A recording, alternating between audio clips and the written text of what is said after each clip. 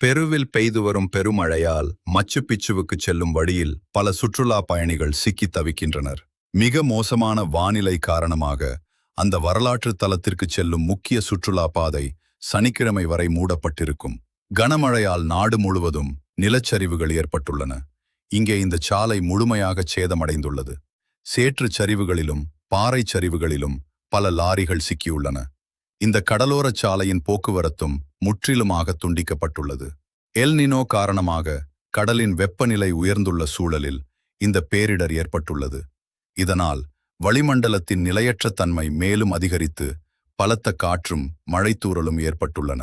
El Nino என்பது Pacific பெருங்கடலின் வெப்பநிலையிலும் உலகளாவிய வளிமண்டலச் சுழற்சியிலும் குறிப்பிடத்தக்க மாற்றங்களை ஏற்படுத்தும் ஓர் இயற்கையான காலநிலை நிகழ்வாகும். இதனால் சில தீவிரமான வானிலை நிகழ்வுகள் ஏற்படலாம். ஆனால் இதன் பாதிப்பு பெருவில் மட்டுமில்லை. இந்த காலநிலை நிகழ்வு வேறு சில பகுதிகளில் வறட்சியையும் ஏற்படுத்தி வருகிறது. மழையின்மை காரணமாக அடுத்த மாத தொடக்கத்திலிருந்து பனாமா கால்வாய் வழியாக செல்ல அனுமதிக்கப்படும் கப்பல்களின் எண்ணிக்கை குறைக்கப்பட உள்ளது.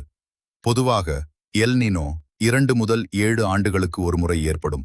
இந்த ஆண்டு ஏற்பட்டுள்ள எல் நினோ இதுவரை பதிவு செய்யப்பட்டவற்றில் மிகவும் வலிமையான ஒன்றாக இருக்கும் என்று எதிர்பார்க்கப்படுகிறது.